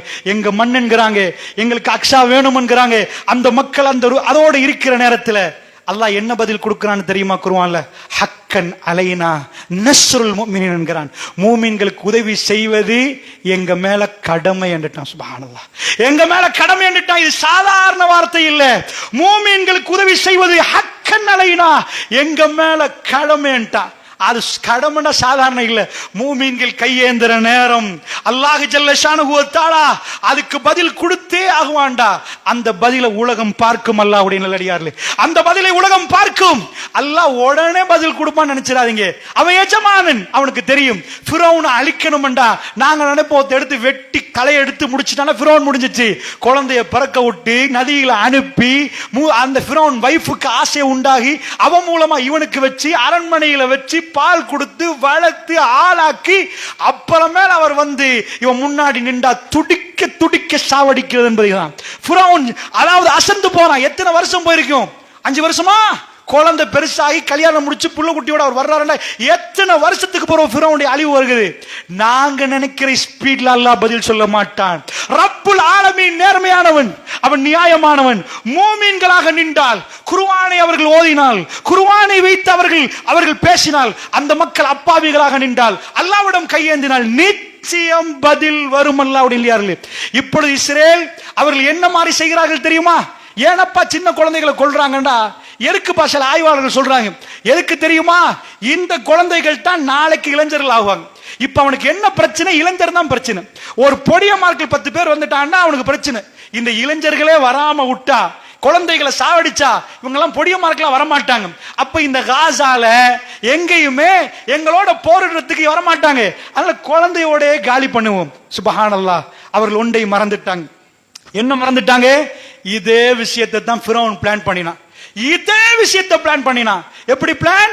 ஆம்பளை புள்ளெல்லாம் கொன்றுவோம். அந்த பனி இஸ்ராயலுக்கு என்ன நடந்துச்சோ அதே இஸ்ராயல்கள் இன்றைக்கு எங்களுக்கு அதே செய்ய பார்க்கிறார். ஃபிரௌனியத்தை அவர்கள் கையில் எடுத்திருக்கிறாங்க. ஃபிரௌன் அவர்களுக்கு கையில் எடுக்கிற நேரம் மூசா அலைஹிஸ்ஸலாம் அரண்மனைக்குள் நுழைத்த ரப்பு கிப்திகளை ஃபிரௌன்களை அழித்து போட்டான். அப்படி என்றால் கடல்ல தூக்கி வீசிட்டு தோட்டங்கள், நீரூற்றுகள், புதையல்கள் எல்லாத்தையும் தூக்கி இந்த ஏழை மக்கள் கையில கொடுத்தான். வாழுங்க பாண்டா, இதுதான் அத்தனையும் தூக்கி கொடுத்தான்ல. இப்ப இவங்க பணக்காரனாகி, அன்றைக்கு அவங்க அடிமை, இன்றைக்கு இவங்க உலகத்துல பணக்காரனாகி ஜாம்பவன்களாகி எங்களை என்ன பண்றாங்க தெரியுமா? ஃபிரௌன் என்ன பண்ணினானோ, ஊடா தேர்ந்து ஆம்பளை புள்ளெல்லாம் கொண்டானோ எல்லா புள்ளையும் கொண்டு போட்டுரும். எதுக்குடா புள்ளைய கொள்றீங்கடா? இங்க இருந்து நாளைக்கு வந்துடக்கூடாது, எங்களுக்கு த்ரெட்னிங் வரக்கூடாது, நாங்க மேலால பாதுகாப்பு போட்டா நீங்க பொடிய மார்க்கல் வளர்ந்து நாளைக்கு வர்றீங்களா? இன்றைக்கே அழிக்கிறோம்பா, 4000 எத்தனாயிரம் அழிச்சு முடிச்சிருவோம் அப்படின்னு அழிக்கிறார்களே எல்லாம். அப்படிங்களே, இது அவங்க பிளான். ரப்பு கைவிடுவான்னு நினைக்கிறீங்களா? உலகத்தில் ஒரு அதிசயத்தை சொல்லுகிறேன், நன்றாக புரிந்து கொள்ளுங்கள். அல்லாஹ்வுடைய இல்லையார்களே, நீங்க போய் அப்படியே வேர்ல்ட் மேப்பை கையில் எடுத்து அதுல ஒரு டாட் வைங்க. மதீனாவில் ஒரு டாட், மதீனாவில் டாட்டை வச்சு நீங்க பாருங்க உலக மேப்ல மதீனா என்ன சைஸ். சவுதிக்கு வைக்க சொல்லல, மதீனாவுக்கு வைங்க. மக்காவுக்கு ஒரு டாட்டை வச்சு பாருங்க, ரொம்ப சின்னது. அது நகரங்கள், ரொம்ப சின்ன ஏரியா. இந்த ஏரியாவுல மதீனாவுல வர்றவங்க உலகத்தை ஆளுவாங்களா? அல்லாஹ்வுடைய இல்லையார்களே, உலகத்தை ஆள ஏழுமா? 10 வருஷம் உங்க லைஃப்ல, 15 வருஷம் உங்க லைஃப்ல என்ன செய்யலாம்? ஒரு ஊடு கட்டலாமா? சில பேர் ஊடு கட்டுவாங்க, சில பேர் டைலே பிடிக்கல, 15 வருஷமா நான் மெல்ல மெல்ல ஊட கட்டுறேன்னுவாங்க. சில பேர் 2 வருஷத்துல ஊடு கட்டுவாங்க. சில பேர் வாழ்நாள் முழுக்க அந்த மாளிகை கட்டுவாங்க. என்ன செய்யலாம்? பெருமாவுடைய முதல் 13 வருஷம் மக்காவுல 150 பேர் வரல. 2வது 10 வருஷம் மதீனாவுல எங்க போகுது தெரியுமா? மதீனா உலகத்துக்கு தலைநகரமாக போதுன்ற ஒரு பெரிய பகுதிக்கு. உங்களால நம்ப இயலுமா? எப்படி செய்யலாம்? சாத்தியமே இல்லை. அல்லாஹ்வுடைய நல்லடியார்களே, நான் இதை சொல்லுவது நீங்கள் சிந்திப்பதற்கு. வீட்டுக்கு போய் கொஞ்ச நேரம் உட்கார்ந்து சிந்திச்சு பாருங்க. இந்த கல்முனையில இருந்து ஒருவர் போய் அமெரிக்காவுடைய ஜனாதிபதி ஆகிறா சாத்தியமா? நம்ம நாட்டு ஜனாதிபதி அமெரிக்கா ஜனாதிபதி ஆகுவார்னா சாத்தியமா? சாத்தியம் இல்லாதது. இவங்க கையில டெக்னாலஜி இருந்துச்சா? ஒரு ரெவல்யூஷன், பிரெஞ்சு ரெவல்யூஷன், ஜெர்மன்ல இண்டஸ்ட்ரியல் ரெவல்யூஷன், ஜெர்மன்ல நிறைய கண்டுபிடிச்சாங்க. அத மாதிரி ஏதோ மக்களை கண்டுபிடிச்சிட்டாங்களா? மதீனாவுல ஏதாவது கண்டுபிடிச்சாங்களா? இல்ல ஆயுத களஞ்சியங்கள் ஏதாவது கண்டுபிடிச்சு ஆயுதத்தை செஞ்சாங்களா? யுத்தத்தில் வெற்றி பெற்று நினைக்கிறீங்களா? பொய். ஏன் தெரியுமா? ரோம பேரரசு இருந்த ஆயுதம் அப்படி பவர், அவ்வளவு பவர். அவங்கள்ட்ட பல்கலைக்கழகம் இருந்துச்சு, படிச்சவர்கள் நின்றாங்க, ஆயுதங்கள் எக்கச்சக்கமா இருந்துச்சு, பாரசீகத்தில் இருந்துச்சு. அவங்க மோதிக்கொள்ள நேரம் அரபிகள் பின்னாடி ஆயிருவாங்க, அவ்வளவு பவர். ரோம பேரரசு போய் இவங்கள்ட்ட உள்ள வாளால வெட்டலும் நினைக்கிறீங்களா? அப்ப ரசூல் ஆர்மி ட்ரைனிங் கொடுத்தாங்க, உட்காருங்க எல்லாரும் இப்படிதான் வெட்டுறதா கொடுத்தாங்க. மன்னிக்க சொல்லி கொடுத்தாங்க, சிரிக்க சொல்லி கொடுத்தாங்க, ஏழைகளை பார்க்க சொல்லி கொடுத்தாங்க. அப்ப எப்படி இவர்கள் ரோம பேரரசை வீழ்த்தினாங்க, பாரசீக பேரரசை வீழ்த்தினாங்க? ஒரு ஆச்சரியமான செய்தி. இந்த உலகத்தில் இந்த அளவுக்கு வறுமையை நீங்க பார்க்க மாட்டீங்க. சஹாபாக்களோட வறுமை. இன்றைக்கு நீங்க நோம்பு திறக்க போல எத்தனை ஈச்சப்பழம் சாப்பிட்டீங்க? எத்தனை ஈச்சப்பழம்? ஈச்சப்பழம் வர்ற இடத்துல இருந்து அஹ்லு சுஃபாக்கள், முற்றவழி தோழர்கள் ஒரு ஈச்சப்பழத்தை ரெண்டா பிரிச்சு உங்களுக்கு ஒரு துண்டு எனக்கு ஒரு துண்டு. இது ஜோக் இல்ல, இது கதை அல்ல, நிஜமா ஈச்சப்பழத்தை ஒரு துண்டை சாப்பிட்டு பிஸ்மில்லான்னு சாப்பிட்டு அல்ஹம்துலில்லாஹ். அந்த அளவுக்கு வறுமை. அபூ ஹுரைரா ரலியல்லாஹு அன்ஹு சொல்றாங்க, அப்படியே நான் போவேன் ரசூலுல்லாஹ் வீடு தாண்டி செல்லேன், அவ்வளவு பசி, வயிற்ற கொண்டு போய் மண்ணில அழுத்துவேன். இஸ்லாத்துக்கு வந்து அவ்வளவு காலையில் அவரு ரசூலுல்லாஹ் வந்து கடைசி காலத்துல வர்றவர், அழுத்துவேன், அந்த அளவுக்கு பசி. ஒரு நாள் நான் அப்படியே உளுந்துட்டேன், மயக்க மாதிரி வந்துட்டு சின்ன பிள்ளைய மேல ஏறி குதிக்கிறாங்க. அந்த காலத்துல பைத்தியமா கண்டா சின்னது மேல ஏறி குதிக்குமா, அந்த மாதிரி என் மேல குதிச்சது எனக்கு ஞாபகம் பண்றாரு. அவ்வளவு கஷ்டம். ஒரு நாள் பால் கோப்பை வந்துச்சு, நான் அப்படி நிக்கிறேன். அன்றைக்கு எப்படின்னா கடுமையா பசி, நான் வளமையா யார்கிட்டையும் கேட்க மாட்டேன். அபூபக்கர் ரலியல்லாஹு வர்றாங்க, சிரிச்சிட்டு அவர்கிட்ட இந்த குர்ஆன் ஆயத்துக்கு எனக்கு தெரியுமான்னு கேட்கிறேன். அவர் பாட்டுக்கு சொல்லிட்டு போயிட்டாரு, விளக்கத்தை சொல்லிட்டு போயிட்டாரு. ஆனா நான் நிஜமா எனக்கு சாப்பாடு வேணும்னு தான் கேட்கிறேன். அப்புறம் உமர் பின் கத்தாப் வர்றாரு, அவரும் வந்து அவர்கிட்டையும் கேட்கிறேன், அவரும் சொல்லி தந்துட்டு போயிட்டாரு. பெருமானார் என்னை புரிந்து கொண்டார்கள், சிரிச்சுட்டே வந்தாங்க. யா பாஹிர் வாங்கண்டாங்க. வீட்டுக்கு போய் கேட்டாங்க, ஏதாவது இருக்குதாமா? பால் கோப்பை இருக்கின்றாங்க. ஒரு பால் கோப்பை, ஒரு பால் கோப்பைக்கு உங்களுக்கு எவ்வளவு பெருமை இருக்கும்? அபூ ஹுரைரா பால் கோப்பை இருக்கணும்னு இவருக்கு சந்தோஷம். இவரா சொல்றாரு, புகார்ல வருகிறது. ரசூலுல்லாஹ் சொன்னாங்க, யா பாஹிர் உங்களுடைய ஆட்களை கூட்டிட்டு வாங்க. யாரு? அஹ்லு சுஃபாக், முற்றவெளியில் உள்ள தோழர்கள் கூட்டிட்டு வாங்கன்ட்டாங்க. நான் அவர் சொல்றாரு, நான் போகிற நேரத்தில் ரசூலுல்லாஹ் சொன்னாங்க, அதனால நான் போறேன். எனக்குள்ள பசிக்கு உண்மையா அவங்கள கூட்டிட்டா அவங்களுக்கு கொடுத்துட்டு தான் நான் குடிக்கணும், அதான் மரபு. நான் கூப்பிட்டா வந்த விருந்தாளியை கண்ணியப்படுத்தினா நான் ரசூலுல்லாஹ் அதுக்கு பிறகு அவங்க தான் இவங்களை கூப்பிட்டது, அதனால நான் கூப்பிட்டா என்னையே நான் நோவித்து கொண்டேன். ஆனால் பெருமானார் சொல்லி விட்டார்கள், வாங்க உங்களை கூப்பிடுறாங்கன்ட்டு. வீட்டுக்கு வந்தா அல்லாஹ்வுடைய தூதர் எல்லாருக்கும் பாலை கொடுத்தாங்க. அந்த ஒவ்வொருவரா குடிச்சார், அது முடியல, என் கையில வந்துச்சு. இப்ப ஏன் சான்ஸ்? ரசூலுல்லாஹ் சொன்னாங்க, நானும் நீங்களும் மட்டும்தான் அபூ ஹுரைரா, இப்ப குடிங்க இஷ்ரிப். நான் குடிச்சேன், அது சும்மா ஷரிப்து இஷ்ரிபியா பாஹிர், குடிங்க. நான் நல்லா குடிச்சேன், இதுக்கு மேல ஏழா யார சொல்ல ஈஸ்வரிபா பாஹிர் குடிங்கன்றாங்க ரசூலுல்லாஹ். எனக்கு ஏழாவது போதும் என்று பெருமானார் கையில கொடுத்தேன். அல்லாஹ்வுடைய தூதருடைய அந்த கதையை அவங்க சொல்றாங்க, ஞாபகப்படுத்தி, இப்படித்தான் நாங்க இருந்தோம், ரசூலுல்லாஹ் குடிச்சாங்க, பால் முடிஞ்சிட்டேன்டாங்க. அல்லாஹ்வுடைய இல்லையார்களே, பால் கோப்பிட கதை அவர் தன்னை பொய் சொல்லல. அந்த ஹதீஸ்ல, நான் இப்படித்தான் போனேன், உண்மையா எனக்கு கஷ்டமா இருந்துச்சு, இந்த பால் கோப்பை எனக்கு கிடைச்சா இவ்வளோ பேரை பிரிச்சு எனக்கு ஒரு பகுதியாண்டு போன, அவ்வளவு பசி. அப்படி உள்ளவர் பிற்காலத்தில் யாரு தெரியுமா? ஒரு பகுதிக்கு கவர்னர், அவர் அமீர். அவரை பார்த்து ஒருவர் சொல்லுகிறார், அபூ ஹுரைராவுக்கு அவர் கவர்னர் என்றே மறந்து விட்டார். ஏன்னா அவர் போற நேரம் அமீர் வர்றார், அமீர் வர்றார், அமீர் வர்றார், எல்லாரும் சைடாவுங்க. அவர் யாரையும் முன்னாடி வைக்கல. கடை தெருவுக்கு வருவார், சாதாரணமா பேசுவார், கதைப்பார், போயிருவார்.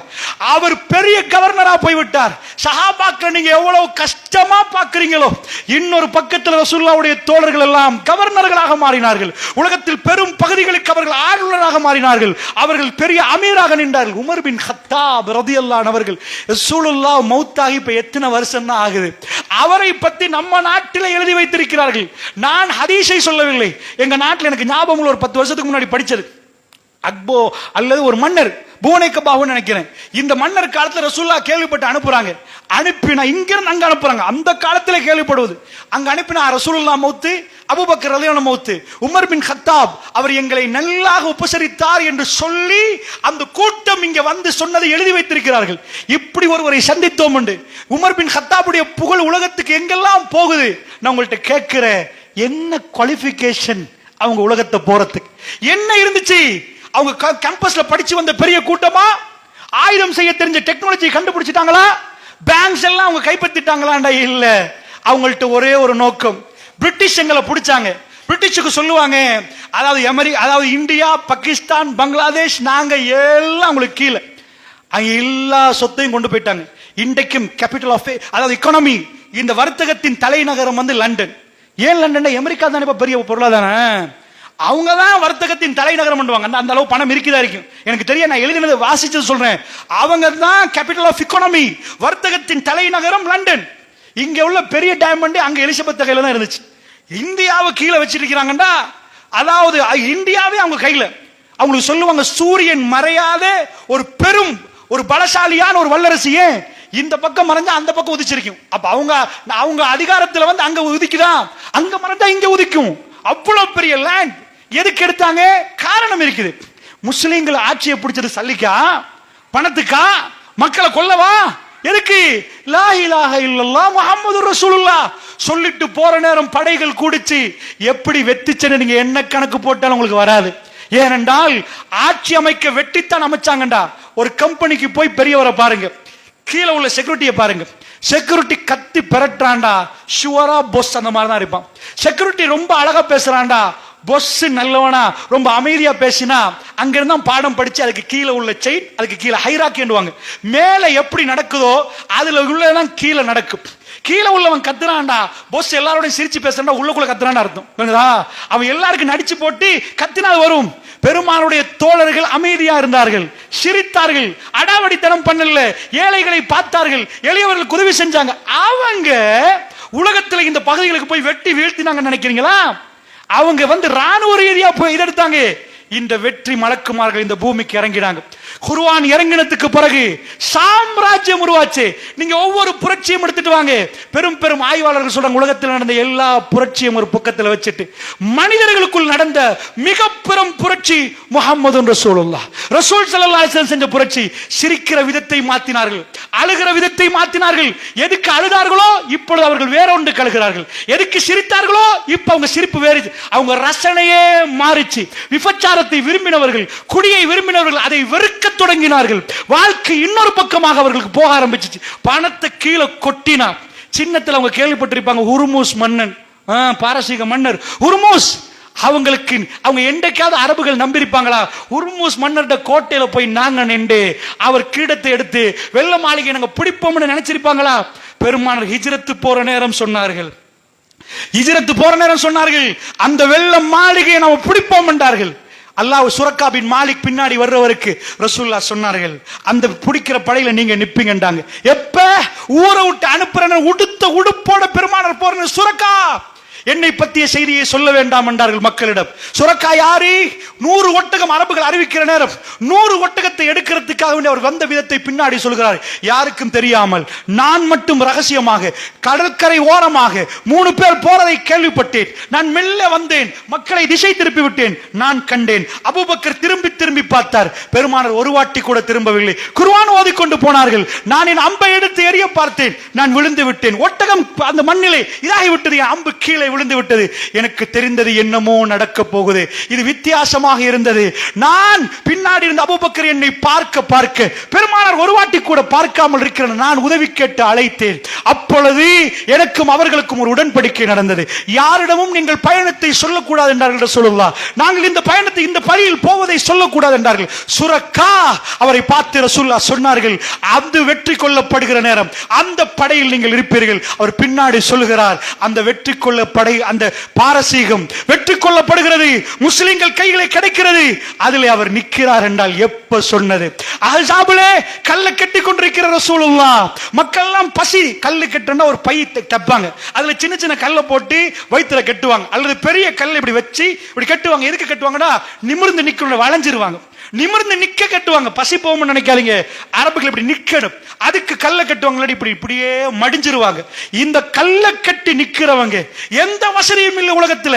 ஒரு கிராமப்புறத்தில் இருந்துட்டு அஹ்ஸாப் அந்த குழி தோன்றாங்க சஹாபாக்கள். ரசூலுல்லாஹ் உற்சாகப்படுத்தாங்க, இது வாழ்க்கை இல்லமா.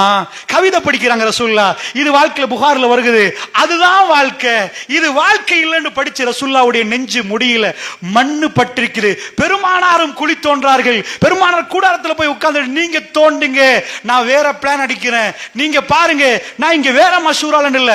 அவர்களும் குழி தோன்றார்கள், அவருடைய நெஞ்சு முடியில் மண் பட்டிருக்கிறது. இந்த நேரத்துல தான் சஹாபாக்கள் கூப்பிடுறாங்க, யார சொல்லலாம் ஒரு கல்லு குறுக்க நிக்குது, அந்த கல்லை உடைக்க முடியாம இருக்குது, வாங்கல யார சொல்லலாம். பெருமானார் வர்றாங்க, கேட்கிறாங்க, பிஸ்மில்லா அல்லாஹு அக்பர். 3 முறை உடைக்கிறாங்க. 3 செய்திகள் சொல்லுவாங்க. ஷாம் அவருடைய செந்நிறை கோட்டை எனக்கு தெரிகிறது என்றாங்க. முஸ்லிம்களுக்கு அல்லாஹ் ஷாமை கொடுக்கிறான் என்றாங்க. அடுத்தது ரசூலுல்லாஹ் சொன்னாங்க, பைத்துல் ஆபியல் பாரசீகத்துடைய வெள்ளை மாளிகையுடைய கருவூலங்களும் முஸ்லிம்களுக்கு அல்லாஹ் ஜல்ல ஷானு இந்த உம்மத்து கொடுக்கிறான். பெருமானார் மௌத்தாகி கொஞ்ச நாள் ஆகுது. மதீனாவுக்கு தங்கமும் வெள்ளியும் வைருடைய ஒட்டகத்துக்கு மேல் ஏத்தி ஏத்தி ஏத்தி பாரசீக மண்ணில இருந்து மதீனாவை நோக்கி வருகிறது. அங்கே ஹுர்முஸ் மன்னருடைய கிரீடம், அவருடைய மாணிக்கங்கள், அப்பர் போட்டிருந்த அந்த ரொம்ப பெருமதியானதெல்லாம் வந்துச்சு. எல்லாம் மதீனாவுக்கு வந்தா. நேத்து வரைக்கும் அது ஒரு கிராமம். எத்ரீப் இதெல்லாம் பொடுத்து எழும்பி திரும்பி பார்த்தா என்னப்பா உலகத்துக்கு நடந்துச்சு? நேத்து வரைக்கும் படிக்காதவங்க, ஒன்னும் பண்ணாதவங்க எங்களை ஆள்றாங்கண்டா. ரோம பேரரசு 1000 வருஷம் பழசு, 1000 இயர்ஸ்க்கு மேல அவங்க ஆட்சி பண்றாங்க. அந்த ஆட்சி எல்லாம் உடையுமா? இதா அலக்கல் கிஸ்ரா ஃபலா கிஸ்ரா பாதவு, இதா அலக்கல் கைசர் ஃபலா கைசர் பாதவு. கிஸ்ராவும் கைசரும் அழிந்தால், ரோமமும் பாரசீகம் அழிந்தால் மறு ரோமம் பாரசீகம் வராதுன்ட்டாங்க. பெருமானார் அதை கொடுக்கிறார்கள். இந்த உம்மத்துக்கு அந்த வளத்தை கொடுக்கிறாங்க. என்னாச்சு? அவ்வளவும் வந்துச்சு. எல்லா தங்கமும். இதுக்கு முன்னாடி யாரை நீங்க வறுமையா பாத்தீங்களோ, இப்பெல்லாம் உங்க பணக்காரனா இருந்து எப்படி வாழணும். ஓஹோ, இப்ப நீங்க எங்க? நான் இப்ப ரோம்ல இருக்கிறேன், ஹோட்டல்ல. இப்படித்தானே சஹாபாக்கள் சொல்லணும். நான் இப்ப பெர்ஷியாவில் இந்த ஹோட்டல்ல. அவங்க கையில எல்லாத்தையும் கொடுக்கிற நேரம் அவர்கள் அடுத்த பக்கம் திரும்பி கொண்டார்கள், வேணாம் என்று விட்டார்கள். ஃபீ ஸபீலில்லாஹ். மதீனா பெரும் பணக்கார சிட்டியாக மாறவில்லை. ஃபீ ஸபீலில்லாஹ். உமர் பின் கத்தாப் உலகத்துக்கே பிரசித்தி பெற்ற அமீர், அவ்வளவு பெரிய அமீர், அவர் வருகிறார். அவர் ஆடையில ஒட்டு போடப்பட்டிருந்துச்சு. அவர் இன்னமும் அரசாங்க சொத்துல சாப்பிடல. சுப்ஹானல்லாஹ். அல்லாஹ்வுடைய நல்லடியார்களே, அதனால உங்களுக்கு நான் சொல்லுகிறேன், கவனமாக புரிந்து கொள்ளுங்கள். அல்லாஹ்வுடைய உதவியை பெறுகிற அடியார்கள் இருந்தால் இந்த பூமி தூக்கி கையில கொடுக்கப்படும். குர்ஆன் இறங்கினதுக்கு பிறகு முஸ்லிம்கள் இந்த பூமியை ஆழ்ந்தாங்க என்பதை நீங்க உண்மையா ஏற்றுக்கொண்டால் நீங்க சொல்லணும், அதனுடைய காரணத்தை சொல்லணும். எப்படி இந்த பலம் அரபுகளுக்கு வந்துச்சு? இதுக்கு முன்னாடி அரபுகள் இவ்வளவு பலசாலியே இல்ல. ரசூலுல்லாஹ் டொனிக் கொடுத்துட்டு போனாங்களா? ஏதாவது கொடுத்துட்டு போனாங்களா? ஈமான். இதுதான் அந்த பலம். அல்லாஹ்வுடைய நல்லடியார்களே, ஈமானுடைய பலத்தை பார்த்து அமெரிக்கா அதிர்ந்து போகுது. என்னது? ஒரு ஆர்மி ட்ரைனிங் என்ன தெரியுமா? ஆர்மி ட்ரைனிங்டா, அதாவது சாதாரண ஆள் மாதிரி ஆர்மி ஆர்மி ட்ரெயின், ஆர்மிக்கு ட்ரைனிங் எடுக்கிறதுக்கு சம்பளம் கொடுப்பாங்க. ஒரு நாட்டில் யுத்தம் இல்லைன்னு 20 வருஷமா ட்ரைனிங்கே சம்பளம் கொடுப்பாங்க. 20 வருஷமா சம்பளம் கொடுப்பாங்க. அவங்க என்ன பண்ணுவாங்க? சாப்பிடாம குடிக்காம பெரிய மலை ஏறுவாங்க, ஊர்ந்து போவாங்க, எக்கச்சக்கமான இது பண்ணுவாங்க. அப்படிப்பட்ட ஆமி நிக்கிற நேரம் சின்ன பொடியோத்த கல்லடிக்கிறான். பலஸ்தீனத்துல கல்லடிக்கிறான். அவங்களுக்கு உள்ளது கல்லுதான். அவன் ஓடுறான். சுப்ஹானல்லாஹ். இவன் அடிக்கிற நேரம் அவன் ஓடுறான்டா. அல்லாஹ் உடல்ல அவனுக்கு பலத்தை வச்சுட்டு கல்புல பலகீனமாக்கிட்டான். இந்த புள்ளைக்கு கிட்ட போய் அடிக்கிற அளவுக்கு ஒரு பலத்தை வச்சு. நீங்க வைரலான வீடியோக்கள் பார்த்திருப்பீங்க. ஒரு பையன்ட்ட போய் கேட்கிறாங்க, என்னப்பா வாரி எங்க ஊருக்குன்னு கேட்கிற நேரம். இதெல்லாம் வைரலான வீடியோக்கள். அவன் என்ன சொல்றான்? உங்க ஊருக்கு வந்தா ஷஹாதத்து கிடைக்குமான்னு கேட்கிறான். உங்க ஊருக்கு வந்தா எங்களுக்கு ஷஹாதத்து கிடைக்குமான்றான். ஒரு பையன் பேசுறான், அவன் வீடு எரியுது, எங்க உம்மா மௌத்து, எங்க வாப்பா மௌத்து, எல்லாரும் மௌத்து. அடுத்தது சில வேளை நான் அல்லாஹ்ட்ட போகலாம் என்று பேசுறான். இதை பார்த்தவர்கள் நிறைய துடித்து போனார்கள். ஆனால் அவருடைய வீரியத்தை பார்க்கிறார்கள், அவருடைய பலத்தை பார்க்கிறார்கள், அல்லாஹ் என்கிறார்கள். அவர்கள் அல்லாஹ்வோட கோபப்படவில்லை.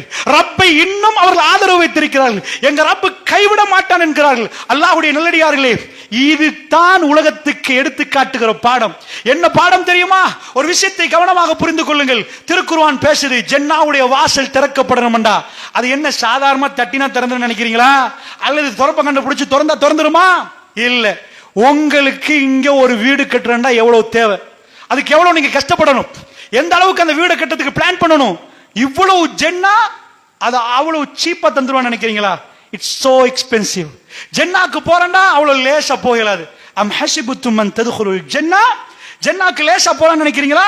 வலம்மா யஅலமில்லாஹு அல்லதீன ஜாஹது மின்கும் வ யஅலமஸ் ஸாபிரீன். உங்கள பொறுமையாளர்கள் யார், உங்கள் தியாகிகள் யார் என்று அல்லாஹ் அறியாமல் ஜன்னாக்கு போலாமா? இந்த சோதனை உலகம் எங்கும் நடக்கும். இந்த சோதனை நடக்கும். இந்த சோதனை ஜன்னாவுக்கு தெரிவு செய்வதற்கான சோதனை. அல்லாஹ் கேட்கிறான், நீங்க குவாலிஃபைடா, பொறுத்தீங்களான்னு கேட்கிறான்.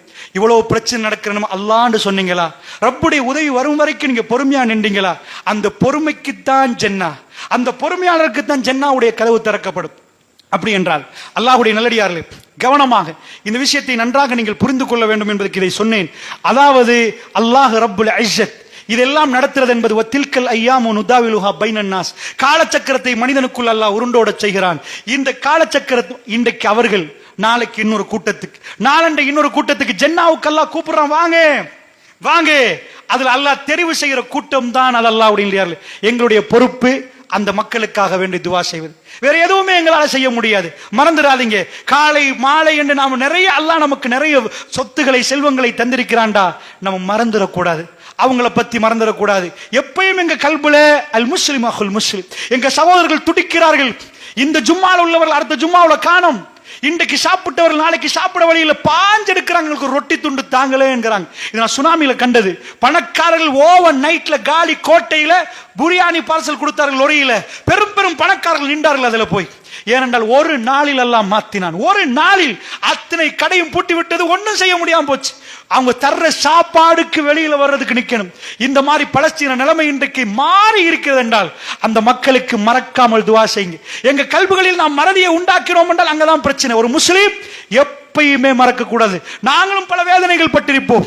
இன்றைக்கு அவர்கள் படுகிறார்கள் என்றால் நாளைக்கு அவர்கள் எங்களுக்கு துவா செய்வார்கள், நாங்கள் அவர்களுக்கு துவா செய்யணும். அல்லாஹ்வுடைய நல்லடியார்களே, இந்த உம்மத்து இது எப்படிப்பட்ட உம்மத் என்றால், தன் சகோதரன் துடிக்கிற நேரம் அந்த சகோதரனை அவனுக்காக துவா செய்யக்கூடிய ஏண்டிய முயற்சி அவர்களுக்கு என்ன செய்யலாம், எங்களுக்கு வேற எதுவுமே செய்யலாது.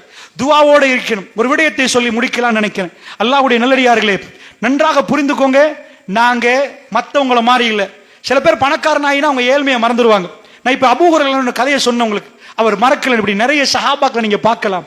அல்லாஹ்வுடைய நல்லடியார்களே, கடைசியா ஒன்று சொல்றேன், எந்த அளவுக்கு சந்தோஷம் வந்தாலும் ஆட்சியை பிடிச்சாலும் பழச மறக்காத ஒரு கூட்டத்துக்கு ஒரு உதாரணத்தை சொல்லி முடிக்கலாம்னு நினைக்கிறேன்.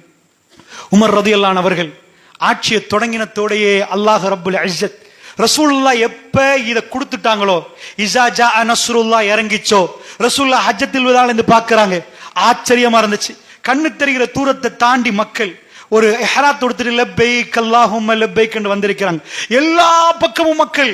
பெருமாளுடைய ஃபைனல் உரை மக்களுக்கு நிகழ்த்தின 82 நாட்கள் இருக்குது மௌத்தாகிறதுக்கு. அதுக்கு முன்னாடி நிகழ்த்திய உரையில மக்கள் பெருகிட்டார்கள்.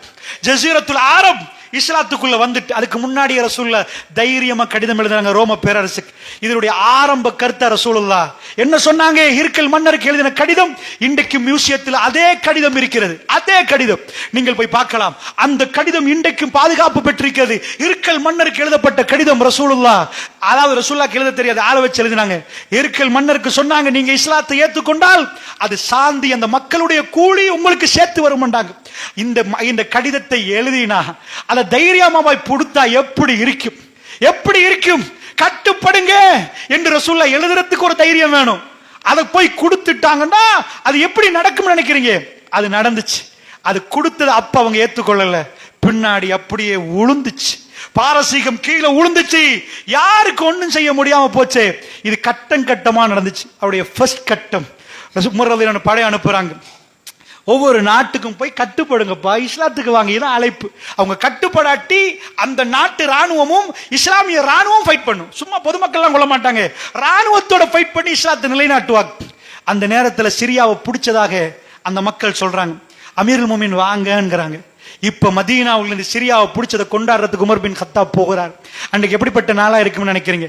நீங்க ஒரு வீடு வாங்கி போட்டா, நீங்க ஒரு கடை வாங்கி போட்டா, ஏதாவது ஒன்று எடுத்தா எவ்வளவு சந்தோஷமா இருக்கும். சிரியாவை பிடிச்சிட்டாங்களாம். அந்த பிடிச்சதை கொண்டாடுறதுக்கு தலைவர் போறாரா. போற நேரத்துல அல்லாஹ்வுடைய நல்லடியார்களே, அன்றைக்கு பாட்டி போட்டிருக்கணும், டான்ஸ் பண்ணிருக்கணும், சந்தோஷமா கூத்து கும்மாளம் பண்ணிருக்கணும். ஆனா எல்லாத்துக்கும் மாற்றமா வேற ஒன்று நடக்குது. ரசூல் ஸல்லல்லாஹு அலைஹி வஸல்லம் மௌத்தாகின நாள்ல நிறைய சஹாபாக்கள் அழுதார்கள். சில பேர் அப்படியே மயங்கி உழுவுற மாதிரியாச்சு. சரசரேன்னு அவங்க கையில் இந்த வாழெல்லாம் உளுந்துச்சு. சில பேருடைய கால்கள் நடுங்க ஆரம்பிச்சு. அவங்க எதிர்பார்க்கல ரசூலுல்லாஹ் மௌத்தாகுவாங்க. அதனாலதான் உமர் பின் கத்தாப் போன்ற தோழர்கள் சொன்னாங்க, ரசூலுல்லாஹ் மூசா நபி அல்லாஹ்ட்ட போன மாதிரி போயிட்டு வருவாங்க, அவங்க மௌத்தி இல்லைன்னு சொல்லி வாதம் பண்ணினாங்க அபூபக்கர்னு சொன்னதுக்கு சொல்ல காட்டி. இப்படி இருக்கிற நேரத்தில் பிலால் ரலியல்லாஹு சொன்னாங்க, மரணத்துக்கு பிறகு அல்லாஹ்வுடைய தூதருடைய கபரை தாண்டி போக இயலாது, எனக்கு அசான் சொல்லவும் இயலான்ட்டாங்க. ரசூலுல்லாஹ்க்கு பிறகு அவங்க அசான் சொல்லல, அவங்களால தாங்க முடியல. கலீஃபாட்ட வந்து கேட்டாங்க, என்ன ஊரை விட்டு அனுப்புங்களேன்னு கேட்டாங்க. எனக்கு இங்க இருக்கலாம்டாங்க, என்னால முடியாதுண்டாங்க. ரசூலுல்லாஹ் விட்டு பிரிஞ்சு வாழ்ற வாழ்க்கையை நினைச்சு பார்க்க முடியாம வருத்தப்பட்டாங்க. அவர் அதுக்கு பிறகு அபூபக்கர் எனக்கு அசான் சொல்லல, ரசூலுல்லாஹ் அதுக்கு பிறகு உமர் பின் கத்தாபுக்கு அவருக்கு மறுத்து விட்டார். சிரியாவுல வெற்றி கொண்டாடப்படுகிற நாள், அந்த நாளில் அவரா வந்து சொன்னார், இன்றைக்கு நான் அசான் சொல்லுகிறேன் என்றார். அன்றைக்கு முஸ்லிம்கள் வெற்றி அடைகிற நாள். சிரியாவுடைய படை சிரியாவை பிடித்திருக்கிறது. ரசூலுல்லாஹ் விரும்பி சொன்ன பூமி எங்களுடைய ஷாம் என்றார்கள். பரக்கத் பொருந்திய பூமி, மஸ்ஜிதுல் அக்ஸா உள்ள பூமி. அவருடைய வெற்றி கொண்டாடப்படுகிற நாள். உமர் பின் கத்தாப் சந்தோஷமாக வந்திருக்கிறார். பிலால் இப்னு ரபா அசான் சொல்ல ஆரம்பிக்கிறார். எல்லோரும் அழ ஆரம்பித்து விட்டார்கள். தேம்பி தேம்பி அழுதார்கள். ஏனப்பா, பிலாலுடைய சத்தத்தை கேட்கிற நேரம் அவர்கள் இன்றைக்கு ஆட்சி அமைத்து இன்றைக்கு பெரிய அளவுக்கு சிரியாவை பிடிச்சா பழசு மறக்கல.